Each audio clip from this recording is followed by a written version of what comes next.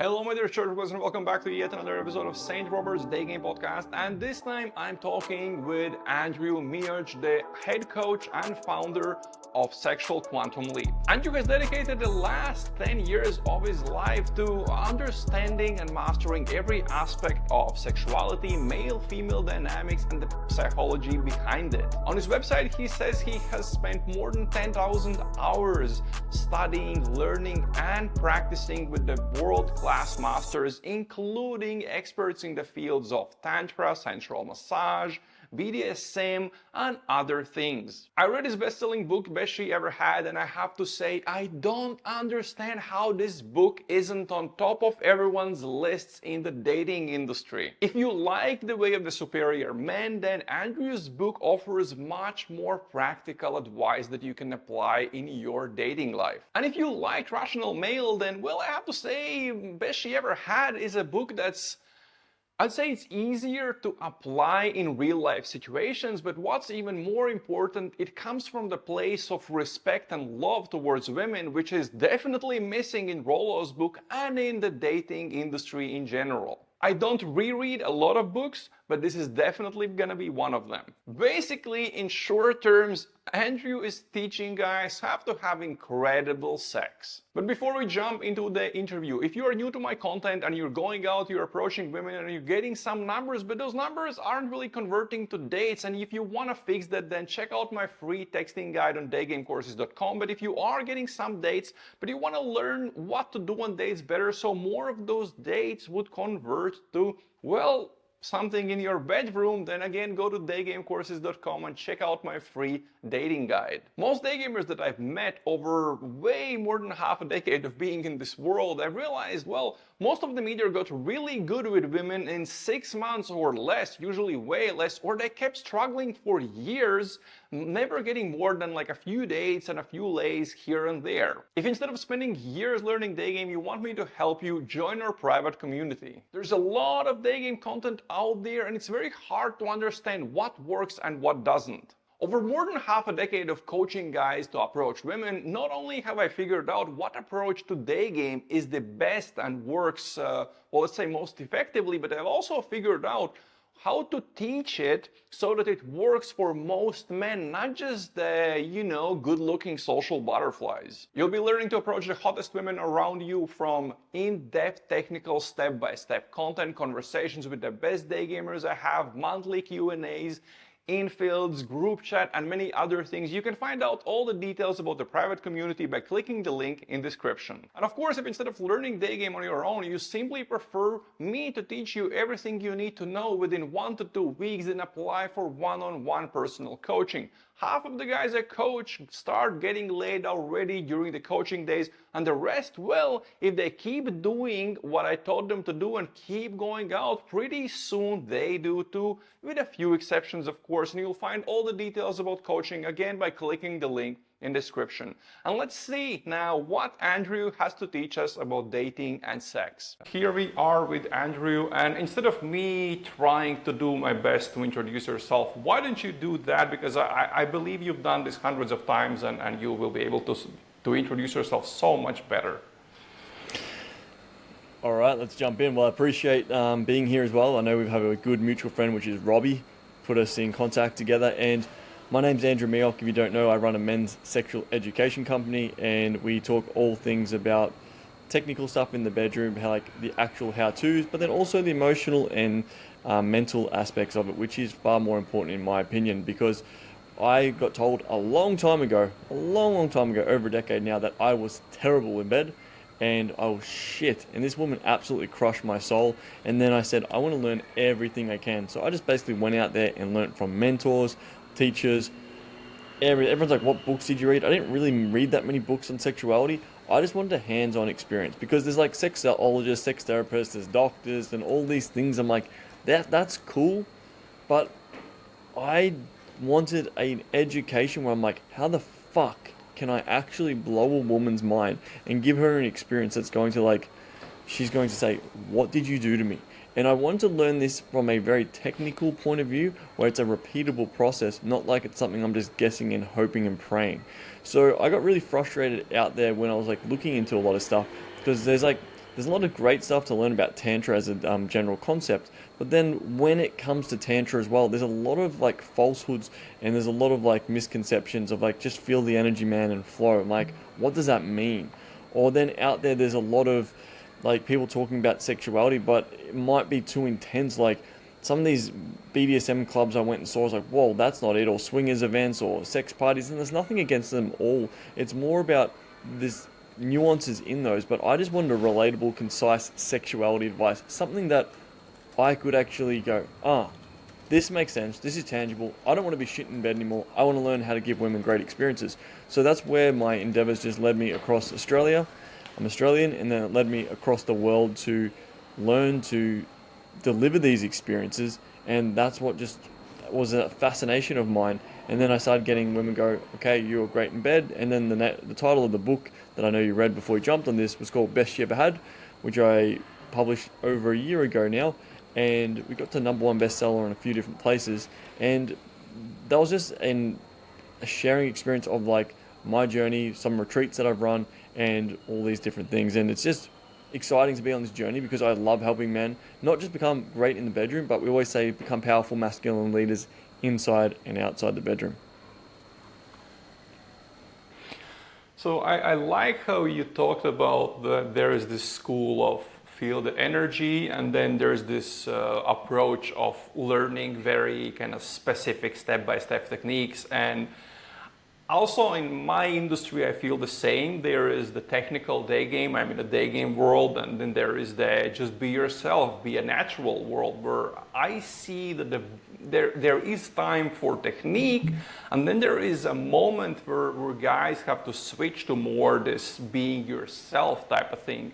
So I'm just curious how it is in when you were learning, exploring this kind of learning to become better in bed. Do you feel that you have to do both things at the same time to improve sexually, or do you kind of start with a technical side and then you learn to kind of, let's just kind of use the term, feel the energy, or do you start with one and then switch to the other, or do you focus on both at the same time? I'm not here to teach men anything. I'm helping them to rediscover what's already innately inside of them, so then they can express that fully. And that sounds a little bit esoteric, but let me explain it in very pragmatic terms. So I teach a concept which is called the Mioch Method, which you can do at home tonight. And it's going to be really simple because we have these 3 different traits inside of us, and inside and outside the bedroom.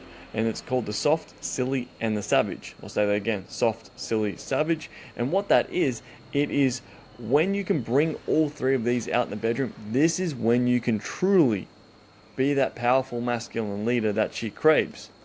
And for the technical aspect of things, the technical aspect of like hold the G-spot on her G-spot, it's not too difficult. But when a man can really embody that principle of those 3 traits truly inside the bedroom, and I'll go into those in depth in a second, that is when you can be an absolutely phenomenal lover. And this is when you can get out of your head and into your body and really express what you possibly wanted to express, but you've held back for such a long time because maybe you've been told by societal conditioning that don't do this in the bedroom, do this or do more of that. So it's a little bit of a situation that men are in and also women are in because they're getting told of like who to be and what not to be in the bedroom. And what I'm giving men is a full system on how to express themselves in a way that, yes, it draws on emotional and like a little bit of esoteric concepts, but it brings it back down to the practicality. And what I really like to refer to is that book, Psycho-Cybernetics. Phenomenal read, because I really see there's so much stuff out there about manifestation and touching in with who you are and like bringing in your goals and dreams, etc. But there's no scientific concrete evidence backing that up. So what I did is I like really developed that like concept of like the psychology and then the sexuality, like really broken down into this concept where you can actually have that feeling of full expression. So then you're fully expressed and being that leader, which is dominance. Dominance is leadership. Leadership is service. Service is love. Then when you drop into that service and you really drop into your heart, That's the true leadership. But then when you have your backbone as that man, that nice guy with the backbone, she's like, fuck, who is this guy? You're truly irresistible.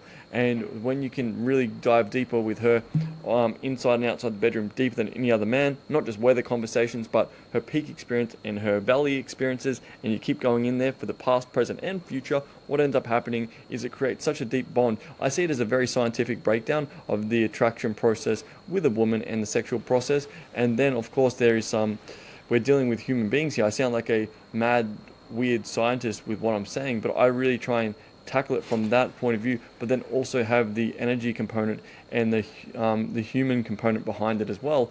But then when I'm dealing with men, if some guy's like very logical and he goes, that stuff's bullshit, I'm like, I'll try and bring him back to a more central, neutral point. But then if a guy is like very much just feel the energy, man, and flow, I'm like, let's get a backbone and let's get some structure. So it really depends on the person and the men who I work with. So I'll break down the soft, silly, and savage in a second, and then I'll break down actually how to do it. So then your men at home listening to this can go actually apply this and try this for themselves, because this is the stuff we charge, that we teach on our retreats, where we're charging like 20 grand a pop to spend 5 days with myself and my team. So I can go into that if you like about the soft, silly, and savage, because I think this will be really great for your audience to just understand this straight off the bat. Yeah, definitely. Let's do that. So when I'm teaching, like it's just called the Mioch Method. So it's like soft, silly, and savage. Soft is like when men are in the bedroom, and you can, at home, you can think about this. Which one do you feel more comfortable with when you're in the bedroom? Soft is like how gentle can you be, slow down, really caress, gently touch her, things like this. That's the softness. Silly is how playful can you be in the bedroom. Really enjoy not taking yourself so seriously, the situation, like bring back that innocence where it's like, I can just like really let myself enjoy this moment. And number 3, that would be the savage, letting out that beast, that wild, animalistic, primal aspect of who you are in the bed. And when I'm in the bedroom, I really know I feel really great about this, the savage and the silliness. When it comes to the softness, that's an area that I work on. But this is like Wim Hof method for sexual expression. So what you can do to do this, like what is the how? Put on a song, put on like a soft, silly, and savage song. Find it on your Spotify. Put your headphones on, like these ones are so. Put them on your ears, and then what you do is you practice making love to your perfect partner. You practice making love in the softness. You listen, you're pretending you're making love to this imaginary figure, and then you do it with the silly, and then you do it with the savage. And you hear those songs come on, and then you really get into that mode. And then what ends up happening when you do this will allow you to feel so much more. And how do you do this? You pretend you're making love to your perfect partner, and you do it through your breath. You're breathing throughout your whole body so you can feel more pleasure and presence. Sound, you're making noise, making the noise that you feel that's aligned with the soft, silly, or savage, depending on the song at the time. Breath, sound, movement, you're moving your body in a way that evokes what trait you're actually in the soft, silly, or savage. And then you vocally express. You're saying the shit that you've wanted to say. Now, when people talk about like, hey, dirty talk lines, they go, hey, what's this one dirty talk line? It's like the dirty talk lines are usually so ingrained. I don't call it dirty talk. I call it sexual expression. And the sexual expression, that what happens is you're expressing what's happening internally. And when you express what it's internally, what's there that you've suppressed for such a long time, and you do this in the safety of your own home, and you're expressing this, and then you're doing this like an active meditation, which talks about in the psycho-cybernetics book, where it talks about the mind and body connection. And then when you're living this out in the fantasy and the imagination, and then when you actually do this in real life, you'll be way more expressed. And yes, we can talk about technical stuff of like, hey, set this one line up and practice your dirty talk lines, but this is far more effective because it becomes that truest expression, because I see presence as the expression of what's actually happening internally at that moment, and actually saying that. And then when you can say and express what's actually going on in that moment to the person you're with, especially inside the bedroom, and let that to come out naturally, and she'll feel that expression of your soft, silly, or savage. This is when she can see you as an all-rounded fucking individual, and she can go, wow, this guy has depth. And she can't put her finger on it because she's like, oh, you have soft, silly, and savage. And she goes, that is my man, because he can like embody that, and then allows me to get into all those things as well. So I like that.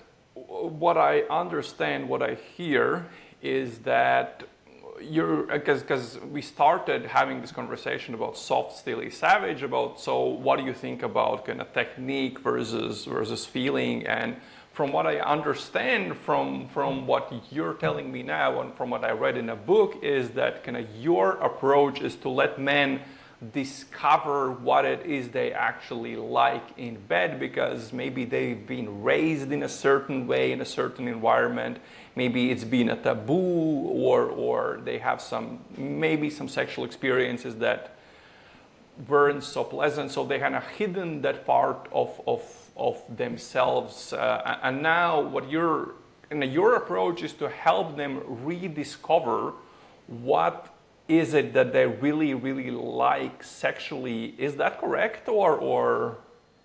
Correct. Because if I teach you right now, hey, hold the vibrator on a woman's pussycat, it's super simple, yeah? 90%, you can go on YouTube and watch that.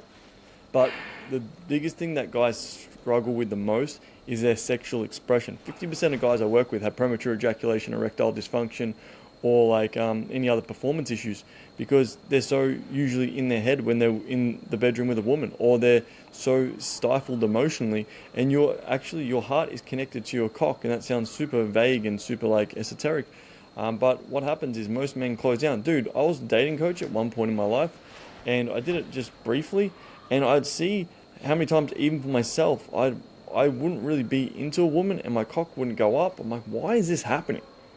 Because I was doing this for external validation, so then I'd feel really great. So then a woman would tell me she loved or liked me, and then I'm like, this is so weird. Or so that I could write some shit on a forum, so then some other guy would go, Andrew, you're the man. So then I'd get validation from another fucking dude. I'm like, what the fuck? So then I'd sometimes be in the bed, couldn't get it up, and didn't want to really be there. And my mind was going one way, my heart was going one way, and my gut was going the other way, and my cock was going the other way. And it was just like, I was completely out of alignment. So when people talk about alignment, it's like I was not really in tune with listening to a deeper voice about what was really important. Right now I'm engaged with a lovely woman. I'm so excited about having kids in a year and a half, so I'm in a completely different place. But in saying that, when I chose this person, I was like, this is my person I'm in. And when I got that emotional depth and safety and security and felt like I could be myself around her, that's what created the depth of the sexual connection as well, by both of us going, there's nothing that we can't not put on the table in this connection between the both of us, which will allow so much more pleasure in the bedroom. And this is where people are like, how can I feel much more pleasure in the bedroom? Get to a point where there's nothing that you can't tell the woman who you love the most, and let her know the depths of your soul, but then also have the backbone and be willing to say no when you feel disrespected. And I'm not you don't need to walk around saying I'm a dominant man or I'm setting a boundary, because that's not really powerful. The best way to do that is it's kind of like dominance is understated, and also same with setting boundaries. Instead of saying someone, don't do that, I can't believe you did that, and it's all in the body language, it's all fucked, instead of going, I don't appreciate that, that's not cool. It's the demeanor, how you come across, and the man who you are.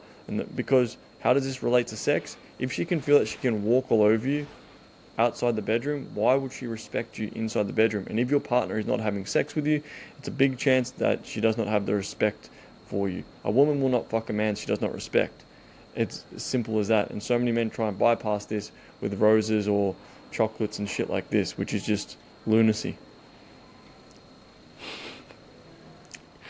I really like how I don't remember the author who wrote The Art of the Superior Man, and this idea that we go through these three stages. The one was where we're kind of weak, we're submissive. Then the other one was dominant. I don't remember the names of them, but the idea was the first one is submissive. The other is dominant, this kind of old school approach to dominance, where you're being super strict and this is how it's going to be. But a third one was where you realize, where you start leading differently, where you start leading without being dominant. And this is sort of it's sort of similar to what you're talking. Actually, the things I liked in your book were similar to the things I liked in the way of the superior man, because there are some things I didn't like in a way of the superior man, but the things that I really liked about it, there was a great overlay in the principles with your book. So let me ask you, someone who is maybe dating a woman and or starting to date someone, because in my audience, guys are usually either single or they're starting to date someone, they're looking for a partner. So how does one start the conversation where they're starting to talk more and more openly? Yeah. I want to say, like, this is, you are a consistent, like, for at home, you are a consistent mirror of the person who you attract into your life. If a woman is treating you poorly, you've created this. That's it. There's no two ways about this. Of course, if you're on a first date and then this woman's just like absolutely fucking mental and you didn't realize that's different. But if you're consistently letting her treat you like this over time, you've created this. And there's a part of you that deep down likes this No, and doesn't know why. Yeah. Sorry, go. we're assuming that a guy is starting a relationship with the girl where they're clicking. Like he likes the girl likes him, everything's cool. He knows how to filter for the right girl in terms of he's not gonna let a girl walk over. He's starting a relationship with someone he actually really enjoys spending time with. So since you work with so many men, how could a guy like that, or what could a guy like that do in the beginning of a relationship to start having these open conversations? Because a lot of people just don't know how to talk in relationships. So when they don't talk about things they don't like or things they want, and it becomes this really big thing which ruins the relationship in the end. So to avoid that, I can bet you have very good advice on how to start having more open conversations. Okay, cool. So attraction's been established. They obviously attracted to each other, but now there might be a small block with like going a little bit deeper, correct? Yes, exactly. Great. So simple as this. Wow, that is a huge question. Like,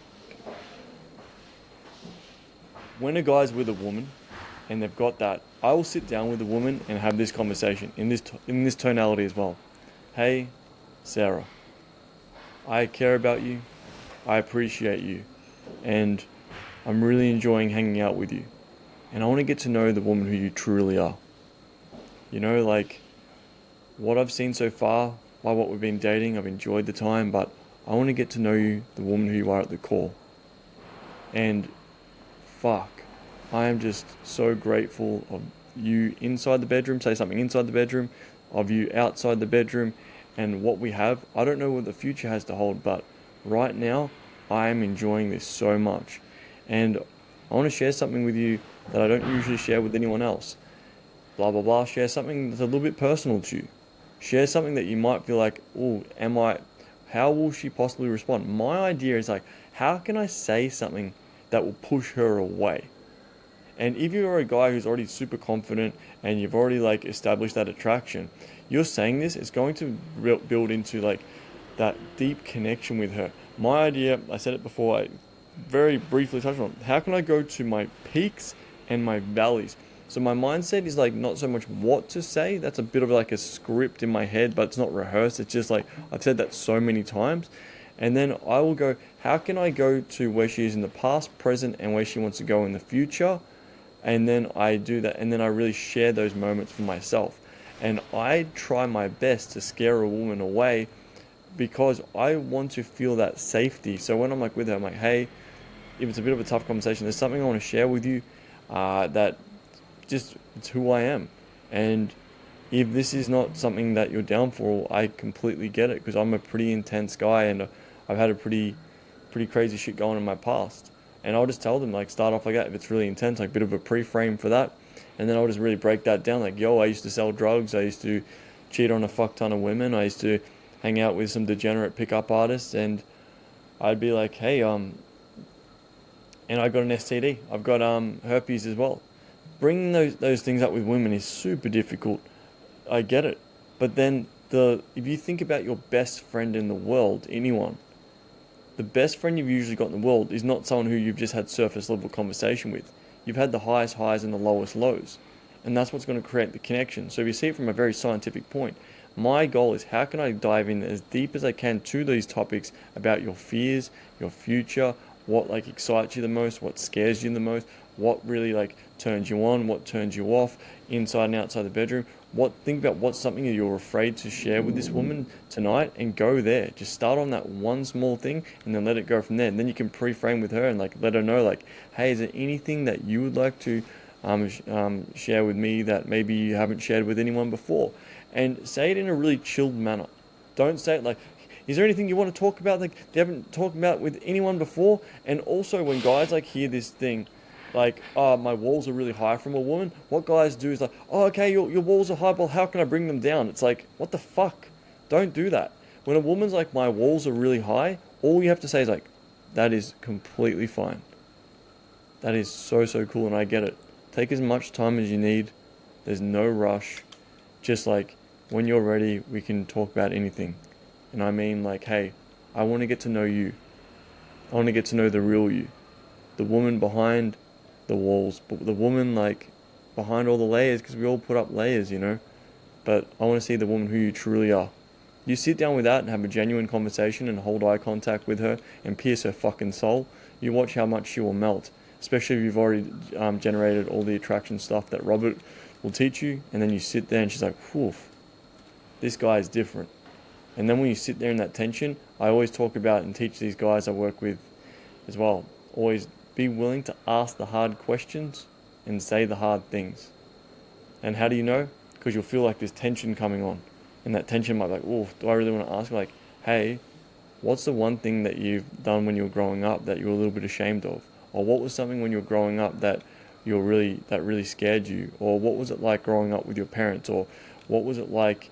Did you like your mum or dad more? Or what was your relationship with those people? So then you can really start asking those questions, and then you sit there, you shut the fuck up and you listen. And you breathe, and you give her the full presence and attention, and you watch how much she'll open up. And she might go, oh, I don't really know how to answer this. And what you want to do is like, take all the pressure off with your energy, but then the pressure will be with the questions. So the pressure's not like, tell me this, I need to know. It's like, just sit back, ask the question, hey, I'd love to know about the woman who you were when you were growing up. What was it like when you were with other men sexually? I ask that question because I want to know what she really enjoyed, so then I can actually implement that into being great with my partner. So that's it for me. And of course, when you're opening up about this stuff, it's difficult, but this is what will create the depth of connection that is like unbreakable. And then you start seeing it as like a spider web. Say you got like a web like this. Every time you have one of these conversations, it's like a web. I'm not afraid. That's why when guys are like, I'm afraid of my woman leaving me, I'm not afraid of my partner ever leaving me. Because from the fact I know how much peaks and valleys we've created and how much spiderweb points that we constantly create over and over and over again. And she holds me to high account and I hold her to high account. And it's this symbiotic relationship where we're in this together, and the depth of communication, we just keep going deeper and deeper and be willing to have those hard conversations consistently if needed. And then we know our roles, we know where we're going, we know why we're going there, and that's super, super clear for both of us. And when you establish that with your partner, even if you're just starting off like who she is, why she wants to do it, and what's important to her in her life, just to start it off, but then in the future when it's really more exclusive with the person you love, really deeply knowing her soul about what really lights her up at a core fundamental level. Like, I don't know what fucking color my partner's, like my fiance's, my fiance's favorite color is, and I couldn't give a fuck. But I know her soul and the depth of her values and what means the world to her. That's what really creates the deep connection. And I could talk about this for 5 days straight. So I hope this little over the top can give some insight. Yes. So this is one thing that I've always sort of had in my life, because different things I've done in the past, which have always been about understanding people on like a deeper level. Even things like sales, like teaches you to kind of see behind the words that a person is saying, and it gives you like teaches you empathy, etc. So this is something that I've sort of had naturally, maybe on nowhere near as deep as you do, but this has been something like I've always been able to connect on a fairly deep level with the women I'm seeing. But what I'm interested in So what I want to know your opinion about is, let's say a guy is starting to see a girl, and he's not in a monogamous relationship yet. Let's say he's looking for something serious, like a year down the line, maybe 2 years down the line, and he's seeing several girls, not in one night stands. He's seeing them regularly, but. Let's say he's going out with a girl, and sometimes you feel that, okay, we're just fucking and this is it, that's all we're doing here, but sometimes you feel that, okay, we can actually kind of have a bond here, and you start spending time outside of bedroom and doing stuff. And so with someone where a guy sees, okay, I actually click with this girl, and this is actually kind of cool, and we're not going monogamous or starting a relationship, anything like that, but we're starting to do more things outside of the bedroom as well. When would you say, for someone who doesn't know, like they can't understand this naturally, when would you say to a guy like that is a good time to have a conversation like that for the first time? That you're not interested in more, that you're not looking for anything for a year or so? No. The conversation you just were talking about I want to know you as a person, kind of the depth of a person. So you're obviously not going to talk about that when you slept with someone, once or twice, and maybe talking about that when you're married is a little too late. So Sure. Yeah, when would you say yeah. is a good time to have a conversation like that? Well, here's the paradox. A lot of guys like, I want to find a great woman, but they'll only just they'll just do a lot of stuff outside the bedroom. But I'm like, how can you figure out if she's a great woman if you've only done stuff outside the bedroom?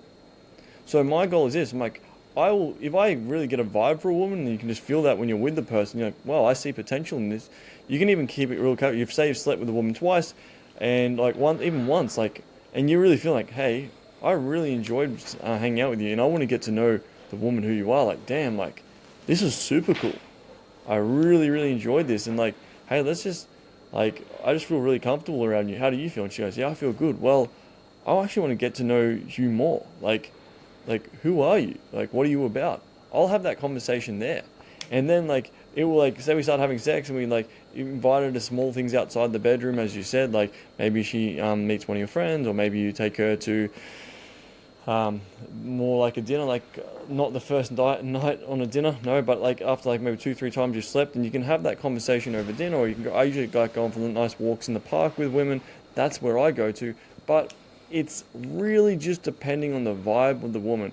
And if I tie it back this in a long story short, I used to teach women how to find their husband. We had 3 women find their husband back in the day when we were running a female dating company. And the biggest thing as well is, like, when women would ask, when do I sleep with a guy? It's a similar question you're asking. And I really tie it back to, you sleep when you feel that. You don't wait like 10 dates or 20 dates, all these fucking rules like that. It's the same with this. When do you have the conversation? Might be day one. But this is where guys get really clear about who they are and what's important to them. If they go, I want to find them, like, and then with these women as well, they're like, I don't want to come across too needy.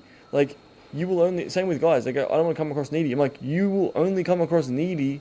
I'm like, I don't want to say something that's needy. I'm like, you will say something needy if you are needy. That's the only thing. You will look desperate if you come, I don't want to look desperate. Come across desperate if you are a desperate person. A person who is a confident fucking man, or alpha male, I don't like to use that word, but you get the context. He could say the same shit you're saying, but just because of, like, the man who he is and how he projects himself into the world. That's why I really focus on guys like, I want to be dominant, but they don't know what the word dominance is, because they confuse it with dominance versus domineering, where dominance is leadership and domineering is dictatorship. So to tie it back, you can have that conversation when you feel that you're in that capacity and you go, fuck, this woman is actually aligns with my values, who I am as a man, what I want to do moving forward. Yeah, so you can talk about, like, what's important to you, what's not important to you, and you can start really figuring out if this is a woman who you want to have a longer term connection with. That's it. And then if you can see this woman has, like, similar values, that's why I get guys to do values tests. I get them to do the BDSM test. I get them to do love languages test. I get them to do a really deep dive into who they are and what's important. And when they can step away from this is what will really create, like, actually, I'm just sharing my life. And if this woman seems like she's vibing, well, I want to go deeper, and then I can keep having this conversation with her on that. Okay, so yeah, it's more about basically maybe going into that conversation fairly soon. Maybe obviously not, the first or the second date, but yeah, starting to have the conversation pretty soon. In some ways, I start doing that already on the date, but that's can obviously not as deep. You can't go super deep during the date, especially if you explicitly say, okay, let's have a deep conversation. Um, I like how you talked about how some people feel, and let's switch to a bit more kind of a bit more sexual topics. I like how you said that when you want to kind of explore the depths of what you like, if you look at the options we have in the world, then well, it's almost like the only options we have is to jump straight into the deep end. Go to like a BDSM play party, go to like a swingers event, and then I like the example in your book where you said, yeah, well, like you go to like a swingers party and to get in, you have to let a guy finger you in the ass or something like that. And these options seem fairly extreme. Let's say someone kind of understands they want to explore something from that world, but they're not ready to kind of jump in that deep. What have you discovered as good options to get started in the wilder side of kind of sexual things, but not as deep as play parties and swingers events? That's a big reason I started with what I was doing, because I just, like, what do you go to? Maybe you go to your uncle, or maybe you go to your father figure. If got a lot of guys don't have like father figures that they can really talk about sex, or where they go, okay, I love guys starting off on like David Data, Way of the Superior Man. I absolutely really love that book, starting off there. But what is some practical aspects? This is why I just see myself as an Aussie guy sharing a message and just sharing relatable shit, man. Like, and how do guys get started? Like, I just searched and I wanted to learn from someone. So I just went and invested in courses. Everyone's like, what books? I'm like, David Data was the best book that I read when I started out on my journey on this. So if you just start there, and I was just so obsessed with learning this shit. And when you put that intention out to the universe, I really believe it truly delivers. And another really book I love as like a hero's journey for men is like The Alchemist.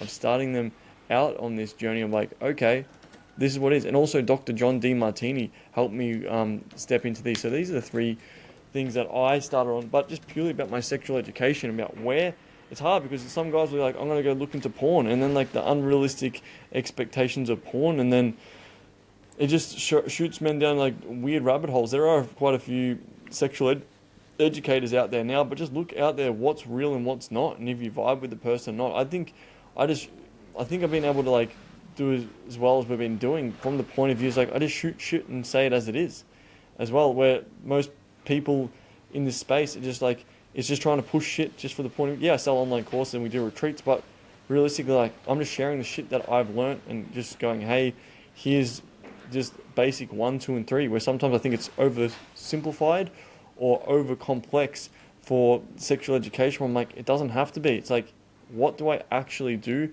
and how do I give this woman this experience, but then how can I have the experience for myself as well? This is what I really like want you to look into for yourself. And if you feel like it's really weird and uncomfortable, like for example, I think you're talking about the retreat where I went to a retreat and some dude put his finger in my ass and like was like, they weren't saying it was enlightenment, but it was like this really intense tantra retreat where I'm like, well, how does this make me more sexually liberated and open? Because I'm around fucking another 30 other men doing this, and there's like other women there and all this stuff. So it's like there's so much stuff out there, and what happens is like you're in this group culture dynamic where it's like if you don't do it, then you're not part of the group, and then they play on that, hey, if you don't do it, it's okay. But I'm like, I want to do it, but do I actually want to do it? Then you step out, I'm like, I just had another dude put his finger in my butt with a rubber glove. I'm like, this is so weird. This is so weird. But then I dived into all those weird and esoteric extremes to be able to go, what does it mean to actually get a proper sexual education? And then also the school system failed us because they talked about like, hey, put a condom on a banana, and then it's an awkward teacher. Or just recently I went and got an STD check, and the guy just fucking awkwardly like touched my dick with a rubber glove, and just like, I'm like, fuck, dude, you're at least gonna put some lube. I didn't say it. I'm like, you're gonna at least put some lube on this, or like make it comfortable for me. But you can just tell there's like so much stiffness and rigidity around the conversation about sex. So we can just like, if I can even give a guy who's listening to this one piece of advice, just start. You're here, so you're obviously interested. Just number one, just start the conversation with the closest friends you know about sex, and like start talking about your sex life. Start like bringing it up, your sex life or your lack of sex life, because the first thing is awareness, and the awareness about like, this is where I'm at. Don't feel good about this. It's like sex and money. No one wants to talk about that. But then like the people who talk about money the most usually have it the most, and same with sex. People who have talk about sex the most have the greatest sex life, because they're willing to look into their flaws and look into things that maybe they don't know, and how ways they can improve. And that's how I've done this, and I've just had a constant beginner's mindset of curiosity. So if they're looking to start within and asking yourself the biggest question. You can even write down the word sex on a piece of paper and what comes up for you. Number two, you can just like really start thinking about like, what type of sexual experiences would you like to have in the future? It doesn't need to be wild and fucking whips and chains. Maybe it's just like a nice intimate night with your partner where you're making love nice and deeply. So it doesn't really matter. And remember, your sex life is your sex life, and what you want to explore is completely between you and another consenting adult. So I'm not really, if you start there in that simple form, it's way more powerful than most people think. But are you willing to work on your sex life? And just those two things alone, where most people won't. So if you are that small percentage of someone who actually will do those two exercises I just recommended, you'll be standing head and shoulders above most people, because most people will not even dive into a simple exercise like that because of the shame that has occurred around this. And the exercise I talked about before at the start of this interview, where it was the soft, silly, and savage, you can do that, and do that, literally put on your own song for 2 minutes, the soft song, silly song, and the savage song, and pretend you're making love to your perfect partner with breath, sound, movement, vocal expression. This will help tremendously with like performance anxiety, sexual expression, the man who you are when you show up in the bedroom, and your leadership, because women are craving a man who is a leader. Women are crying out going, I want a man who is dominant in the bedroom. This is what it means. Domineering is you're leading her without consent. Dominance is you're leading her with consent and with love. This is it. And like people are like, oh, this dominance is bad. Like, no, it's not bad. Most people don't understand the word difference between those two words, which causes so much conflict in society. And women are craving and crying out for like, where are the men who can just lead? And the leadership starts with themselves, because if they can't lead themselves first, they can't be dominant towards themselves. They can't lead who they are. How the fuck are they going to lead in this connection with the woman who they're with, inside and outside the bedroom? And it's just deeply correlated to both. And that's why I might sound frustrated or agitated. It's just like over a decade been doing this shit and just been seeing men go through that same pattern over and over again. And it's all like, just look in the mirror, the man in the mirror, because that's the person who, when you really go, I'm going to change this is when shit changes. Because just recently, we had a guy, he was married for 18 fucking years, 2 kids, and his wife goes, our sex life is sad. Imagine that. You're married for that long, you get told your sex life is sad. And then on the other side of that, I was like, holy fucking moly, dude. And then he goes, man, I can last longer now, and my wife is starting to get like XXX Brazilian shaved everywhere, because she's so happy with the progress, because I'm leading and I'm communicating more deeply with her, and I'm lasting longer, because he was so stuck in his head about a lot of shit. But I could give you so many different examples of this, but I'm just going to stop there. But there's so many, there's so many things I could dive into. You know what's interesting for me, and I bet for my audience as well, because a lot of the guys, maybe they're getting they're meeting some girls here and there, but they're not doing great. They're not doing great with women. Like they're having some success, but they could be doing better. Like let's call it like that. So in your experience, whether that's seeing guys who have gone through your online courses or seeing guys who have done your retreats, when guys learn to, I don't know, let's call it connect with their sexuality or rediscover their sexuality, kind of what they like, and they really yeah, let's just simply say they discover what they really like and they kind of start embracing. Yeah, embracing is a good word. They start embracing themselves, that part of their personality in real results. How have you seen this affect their results with women in terms of, let's say, someone who isn't doing that great with women and then they embrace their kind of whatever is it they like, whether they are kind of sillier or more dominating side or whatever. How does that in real terms convert in change their dating life, if at all? Yeah, I remember there was this one guy when took on a dating boot camp when I was doing that, and there was like all these women on the street, and I go talk to her. I knew it was his type because we discussed that day one, yeah. Then he didn't go up and talk to her. I was like, what the fuck? But then he goes and talks to this woman who was not his type of woman and well below the standard he'd usually go in and talk to. I'm like, that's strange, that's odd. And then I realized he wasn't approaching the women he wanted to approach because he was afraid if he actually got to the bedroom he wouldn't be able to perform. And I saw this, and I talked to quite a few other dating coaches because I've done like a lot of like partnerships with dating coaches before. And they go, man, I don't get it. And then when I really nutted that out, I'm like, that makes sense. It's like that question, what comes first, the chicken or the egg? It really depends on the man you're working with. But if he's like comfortable with approaching a lot of women, having that, he might unconsciously be self-sabotaging to get to the bedroom because he's fucking nervous. But most dating coaches are so focused on just like quickly get her to the bedroom. But I'm like, then what? So that's why I started this actually back in the day when I was just teaching. I rock up on dating coach boot camps and go, hey, give me a day with you guys, so then when they actually get to the bedroom they can feel somewhat relaxed and comfortable when they are being intimate. So that's what ended up happening, and just seeing these men not being able to really fully say what they want, express where they're at, or feel so nervous that they can't get an erection, they just come too quick, and then they feel like there's so much shame of like they get in the bedroom, they can't get it up, or they come too quick, and then she's just looking at them, what the fuck's going on? But to answer your question, what happens when they get all this sorted, like, it's like women will start initiating sex, you'll be able to give her so many more orgasms, and you will just feel like more like the man in the bedroom and take her through the experience of leading her, which most women are craving, going, thank you. That's the paradox again. The more you lead yourself in the bedroom and the more you can let go, the more you let go, the more she will flow, and the more you will both blow. So it's just like a little thing that I talk about, and I think it's funny and juvenile at times, but it's true. Flow, let go, and then you blow. I like that. So just to make sure I understand this correctly, when they again embrace whatever that is, that part of their of their personality, that their sexuality, it just makes them feel more free, would be the word. Is that what you're saying? And that then helps them talk with women. Oh, for sure.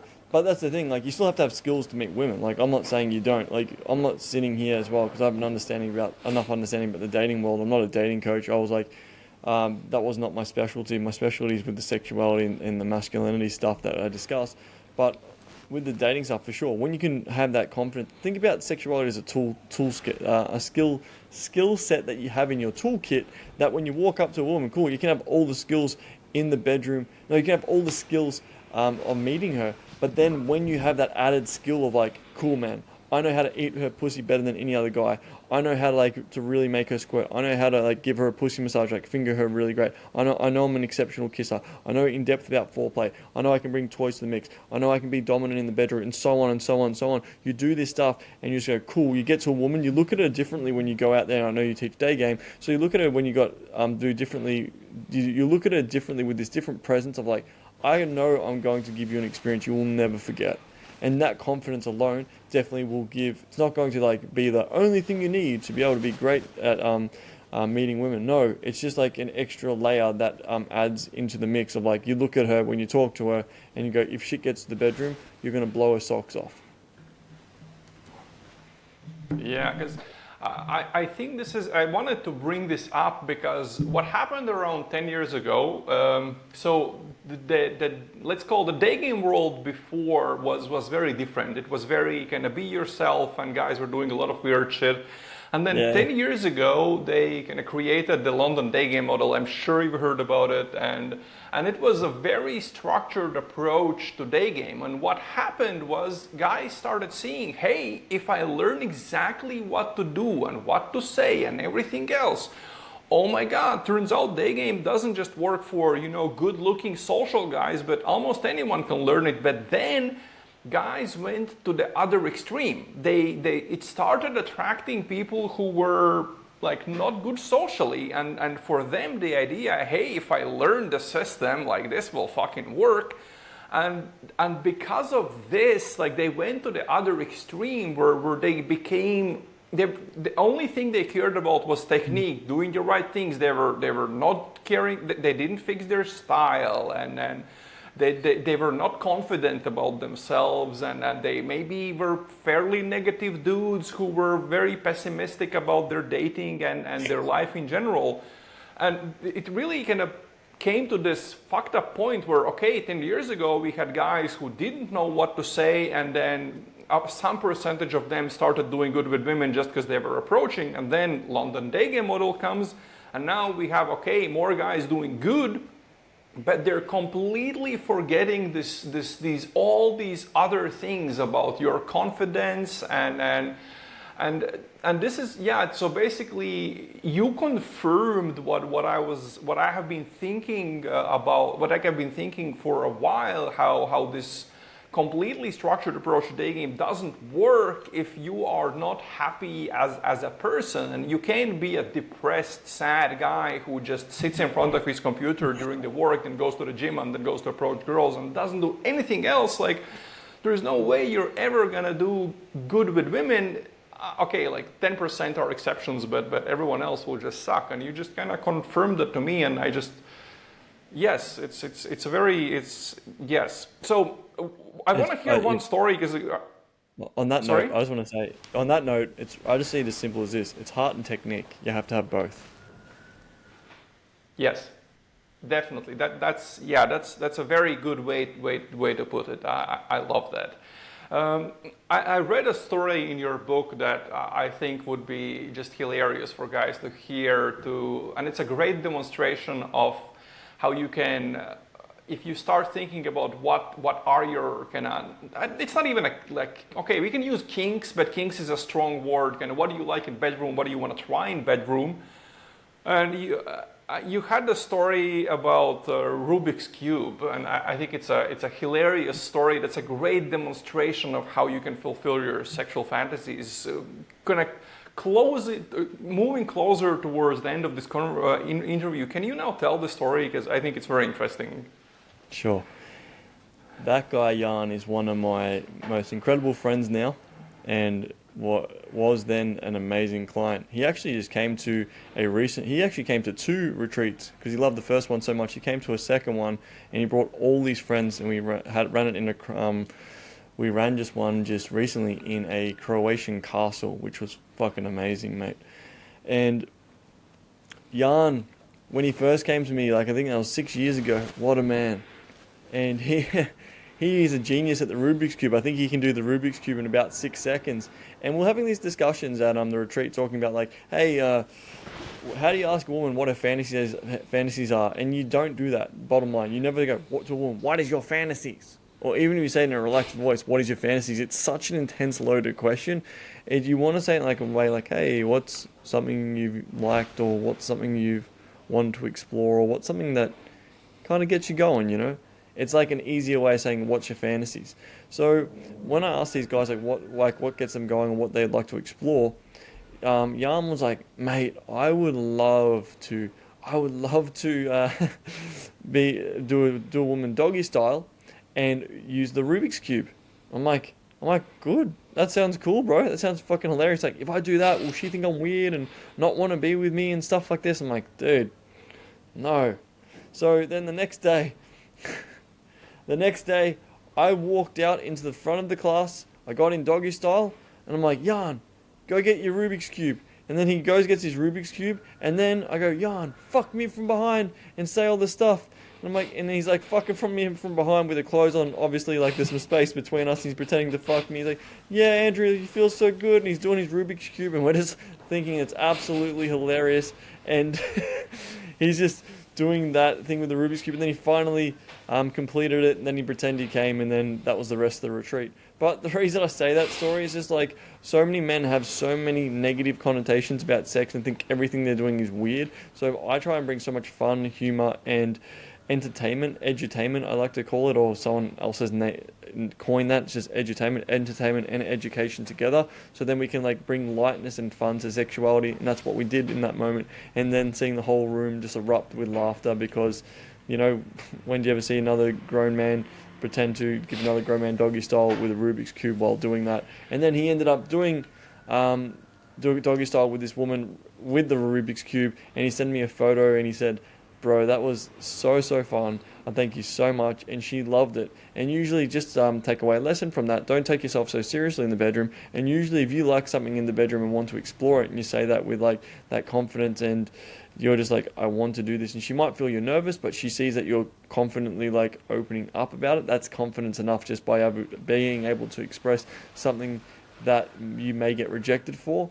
That is why you will create so much more depth and connection as well in the bedroom. And not to mention as well, in Daygame, when you're talking about that, even just walking up to, so many guys try and go well over the top when they're doing Daygame shit, but like realistically, like from what I remember back in the day, mate, really, because I'm engaged now, it was so different. Like even just going up to a woman on the street during the day is a huge thing because most guys aren't doing it. So it was like less is kind of more and not going so over the top.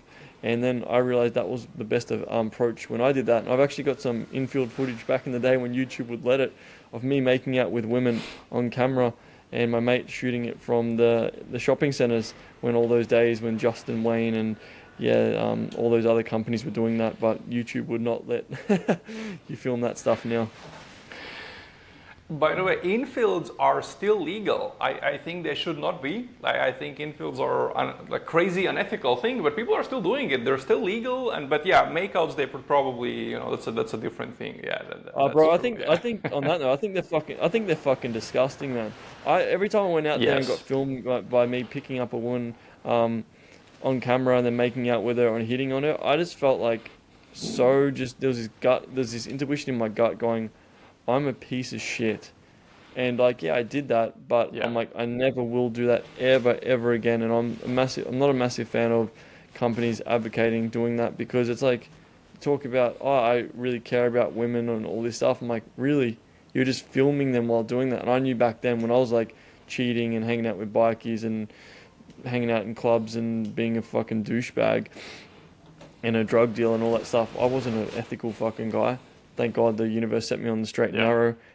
So, yeah, another story for another day. Definitely, that's a very big thing, and because that's one decision I made a long time ago. I decided I will not do infields, and I know that the best way to get seen in the Daygame world is to do infields.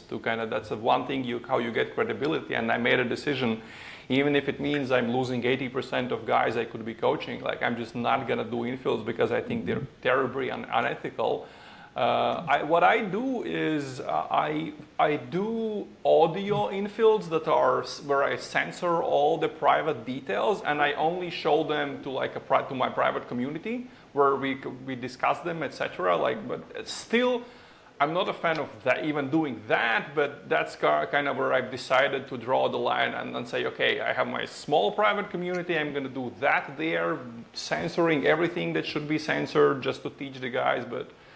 And even that is like, I'm like kind of like 50-50 on that. But yeah, all this stuff. I see what you mean. It's great, bro, for marketing, for business, for getting yourself out there and putting yourself out there. I'm like, fucking, yeah, it makes sense. But you know what? If you look at some of the biggest guys in the world who ever did this, if you look at Adam Lyons and who else? Adam Lyons, that guy, Richard Laruna, he crushed it. And not to mention, there was another guy who did really well, David D'Angelo, W Dating. These guys never had any infield, so fucking crazy shit. And what they've done in the dating game. That was before. That was before. Yeah. Now everyone's doing infields. I think I'm the only guy not doing infields, and I have Hey been, mate, I got a I've been friend. coaching. I got a friend. Oh, sorry, you go. No, I've been coaching for more than half a decade, and yeah, I think Yeah, I'm really the only guy not doing infields online. yeah. I was just getting messaged by about probably one guy to two guys every few days about like, hey, I'm a dating coach. It's like such like, how's everyone a dating coach? Yeah, I mean, no, it's a very it's become more, like more people are starting to try to get in the field, and I do think more people are starting to try to coach. I mean, there are a bunch of people doing everything, and everyone's a guru of something. And then at the end of the day, you have to look at the track record of anyone. Like that's kind of how I do. Whenever I work with someone, I look at their track record. Are they fresh, or have they been doing this for like, if you're a business coach and you can help a really successful guy become even more successful, that's one thing. But if you can take a guy who doesn't know shit about business, then well, and you can teach him, then that's, that's kind of how I look at it. But yeah, everyone's doing something, teaching something. It's a messy world. Let's call it like that, I think. Well, bro, you fucked up. I'm a virgin, so I think we should cancel the interview. I've read your book. I know you're not a virgin. I've done crazy shit, but you've done crazier shit. Let's put it like that. And that's a loud statement, When I say to someone, you've done way more crazy shit than I have, then I have big respect for you. And that's kind of why I wanted to do this interview, is because I've been through the crazy phase. I've done everything that I, have dreamt about. There's one sexual fantasy I haven't fulfilled, but everything else I've done. And now I'm kind of like, hey, been there, done there, fuck off. And then you become interested in dating in a different way. And that's kind of, I felt the same thing when I read the book. It's like, okay, this guy has done all of that shit. And now you're talking about it in a much more different way. You are talking about ethics in your books, about leaving them better than you find them, which is, again, I think a very important point people don't even think about. They only think, I need to get the notch, I need to get the lay, and they don't think like, okay, how does this affect the girl in a long term? But anyways, if you keep going on that, we're gonna chat for like 6 hours about everything. And listen, dude, I'm incredibly thankful for you to find time to do this, because I was very excited to do this. Book was amazing, and everything you sent me was very interesting. I really think your book is highly underrated, because it doesn't have a lot of reviews, like almost no reviews on Amazon, and one review on Audible, and I think it's ridiculous, because this is one of the best books on this topic. I read a bunch of books on this topic, and this is the best one of the best ones I've read. So I highly suggest everyone reads it. But you know your content better. So if someone listening to this is thinking, "Damn, this Andrew dude sounds interesting. I want to learn more." Where should they go? Should they start with a book? Should they start with some other content you have on your webpage, or where should they start? Yeah, just go YouTube. YouTube's probably the best place. And if you connect with my content, you connect, and if you don't, that's also fine. You'll just see Sexual Quantum Leap on YouTube and start there, and you'll see some old videos when I had long hair, and the progression of where I am today. And yeah, just remember, I'm here to support you in your sexual journey of becoming that powerful masculine leader inside and outside the bedroom. And it's just such an honor to be able to be in this position. And it touches my heart, truly. Like, you might see that I'm a little bit, sometimes have this annoyed demeanor when I'm speaking at times, but it's more, I'm just so fucking like, it gets me going to really see men step into this powerful masculine leadership inside and outside the bedroom, and see them have that like really loving, deep connected relationships that you deserve. Because I've been that fucking like guy who was a douchebag and having like really shitty relationships, and it's fucking crazy. And I just really want to leave you this last thing. If you feel like you're fucked up and broken, you're not. because there's so many men who feel fucked up and broken. There's no one to turn to. Even if you don't connect with my stuff, like look at Robert's stuff, have a chat with him, and just look. There are answers out there, and it's just been such a pleasure to be here today to share this message, because this stuff really inspires me to talk about this stuff, and seeing men step into the best they can be and have that sex life you deserve. And that'll be when you get to that point, like, oh, I've got a fiance now, I can't wait to have kids, I'm in a different place, and we have a really great connection where I'm allowed to see other women and we want to see women together, and we do that occasionally. But I'm doing this now because of me. Back in the day, I was like, well, I'm going to find a bisexual woman. So I'm like, it's not like that anymore. I'm like, I got a great human being who I connect with, and I know my values and I know hers, and I know what we want to create in the future. And I hope you find whatever it is that you're looking for on the other side of this, with your depth of sexual connection and the intimacy in the partner. Because if you are in a relationship right now and it's constant fireworks and it's constant drama and headaches and you don't feel that safety and security, I've been there. I've cheated on lots of women. I've hurt lots of women, like emotionally, never physically. And I've also lost millions and millions of dollars and nearly lost the business and been at rock bottom multiple times. And if I can give you one piece of advice, just don't give up. Those two books really helped me on my journey of The Alchemist and Day by Day to Way the Superior Man, if you're just starting off in this journey. And if you want to really dive into any more of this stuff and get a deeper perspective on what I'm actually doing, please you can send me an email, and I'd love to hear about your story and who you are. The Alchemist book, who's the author? The Alchemist book, just put that in on Google, it'll come up straight away, mate. I forgot. No, because there is a very popular book by Paulo called You, but I'm not sure if that's what you might mean. Sorry, correct. That's the author. Okay, yeah, perfect. Again, thank you very much for doing this. You're so welcome. Appreciate the work you're doing in the world too. If you have any questions about this podcast episode, feel free to ask them in our group chat in the private community. And if instead of learning Daygame for years on your own, you prefer me to teach you everything you need to know within 1 to 2 weeks, then you'll find all the details about private coaching by clicking the link in the description, how the coaching usually works, pricing, and everything else. And if everything sounds good, we'll hop on a short WhatsApp call to talk details. That's it for this podcast episode. See you next time. Ciao, guys.